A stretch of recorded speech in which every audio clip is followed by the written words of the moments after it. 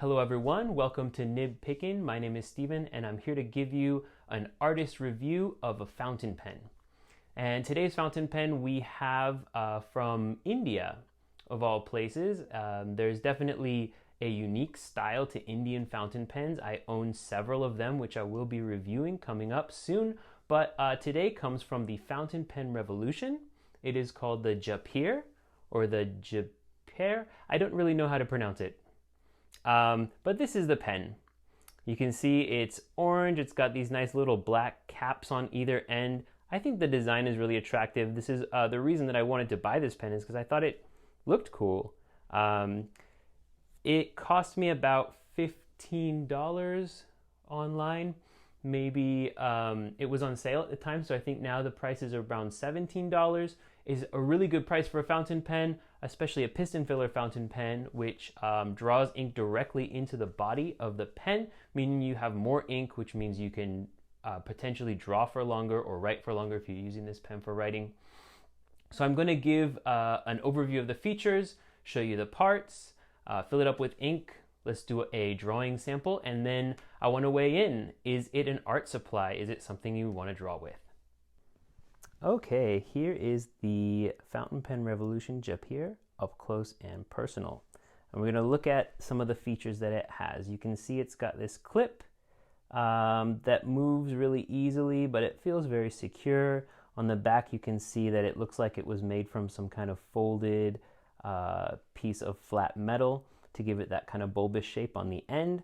I find that this type of clip is something you see a lot with Indian fountain pens. The cap here actually screws off, which is interesting. If you're not interested in having a clip, you can actually take the clip off and you can screw it back on there. There's a little bit of a gap when you do that, so it doesn't, if that bothers you, I wouldn't do that.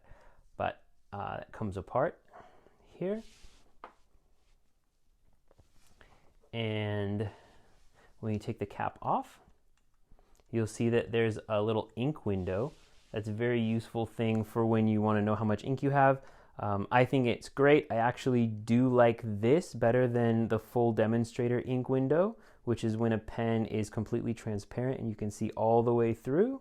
I think this takes some of the pressure off getting all of that ink in there completely full, which never really happens no matter what kind of piston filler you have. There's always a big air bubble, and so in this case that kind of hides it, so you can see the ink in there and it looks nice.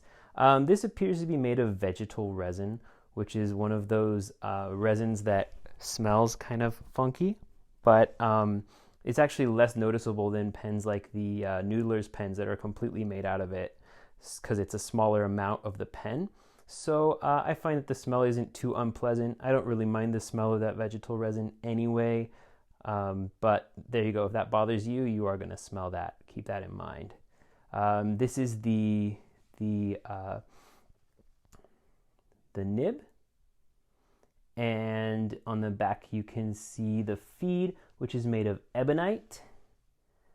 If you pull on the end here, we can pretty easily get it to come off, and you can see it's a hand cut feed, so you can see it's not perfectly shaped. It's a little asymmetrical, which is kind of cool that this was made by hand, and the nib fits right onto it.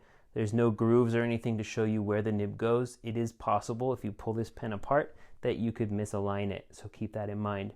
And if I twist, you can see, first of all, when I twist it all the way in a counterclockwise direction, you can see this plunger goes down, and that's what happens when you twist it the other way. The ink comes back up. So I'm going to actually take this part out too, because you can. You twist it the other way, so just keep twisting it after you pull it all the way down. You can see that this is right here, and eventually it kind of feels like you're going to break it, but you're not. It's actually designed to be able to pull apart for maintenance and things like that. This is kind of a, there we go. This is a kind of pen that you can fiddle around with and play with. So here's the plunger. You can see there's been some ink on it already. I've used it for about a month before reviewing it, and these are all the parts of the pen. So with all of these parts kind of taken care of, let's go ahead and ink it up. Now I do sometimes like to fill my pens that are of different colors with ink that's the same color as the outside of the pen. But since I don't have any orange ink, I'm going to go with the contrasting color, which is a blue. And this is one blue ink that I have that's Diamine Sapphire Blue. It's got an almost purple tint to it, so it's not an exact contrast of this orange, but it'll do for what we have today. So I'm going to open the cap, and I'm going to open up the cap of the pen. And remember, the way that the plunger goes down is you twist this cap. They call it a blind cap on the back.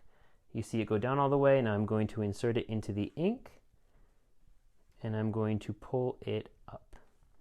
And this is where one of those things where I mentioned that the ink window that doesn't cover the entire pen. I can see the ink in my pen, and I think that's good enough for me. Even though it's not full completely, I know this. I'm going to find that to be fine, and I'm going to clean off with a piece of tissue paper, just making sure that it looks nice and clean. And there we go. Now you can actually see where the air bubble is, because when I turn it this way, you can kind of see it disappear, but the ink is still there. So we're going to use that to do a little drawing sample, and we'll check back in. So in the middle of coronavirus quarantine, I felt the need to escape, as I'm sure we all do at this time. So I thought I'd do a little island getaway. It was fun to draw. This pen puts down a lot of ink. And for some, I think that might be great. For myself, I felt like it really hurt me in the detail portions of this drawing, which isn't, to be honest, is not really that detailed, as you can see. Yeah, it puts down a lot of ink, so thin lines are really hard to get, even though this is the extra fine nib. That's kind of the surprising part. Like if this were it feels more like a medium. So yeah, that it really helped me out in blocking in shadows and things like that. But yeah, the fine line details, or the areas that were supposed to be lighter, where some of the sunset lighting is hitting, didn't really help me out. I feel like if I use this pen more often, like if I just drew with this pen 24/7 for like a month, I would get used to it. I'd figured out how to use it correctly. But it's just a lot of ink. You're not gonna get very thin or fine lines with this particular pen. I've done a few things to adjust the flow. Actually, I emailed I'm gonna forget his name right now, but I emailed the owner of Fountain Pen Revolution, and I asked him if there was anything I could do, particularly for this pen, but I bought another pen from them as well. Is there anything I can do to slow the flow of the ink? And his response was kind of like, well, that's just how these pens are designed, which is fair, and I appreciate him being honest about that. And he also mentioned pushing the feed a little bit deeper into the pen could slow the flow, so I did that. I didn't see much of a difference, but slightly better. One of the other issues that comes up when using this pen is that I don't feel comfortable taking it anywhere, because the feed has so much ink on it. Like if you touch the back end of the feed, you do kind of see that there's a real leak problem with this pen, that it's very possible that it could leak, which makes me nervous and scares me. So I wouldn't want to take it anywhere, and that is something that I want for my pens, for them to be portable. Anyway, I hope you've enjoyed this drawing sample, and let's talk about my conclusions about this pen. Okay, and after having looked at everything and given this pen a solid chance, the question remains, is this an art supply? Is this something you want to make art with? And for me, for this fountain pen, the answer is no. I do like it for writing, and I still use it quite often, but the main issue for me is this ebonite feed puts a lot of ink on the paper. And this nib is a little loose in that sense, so even though I ordered an extra fine nib, really, it doesn't feel like an extra fine line.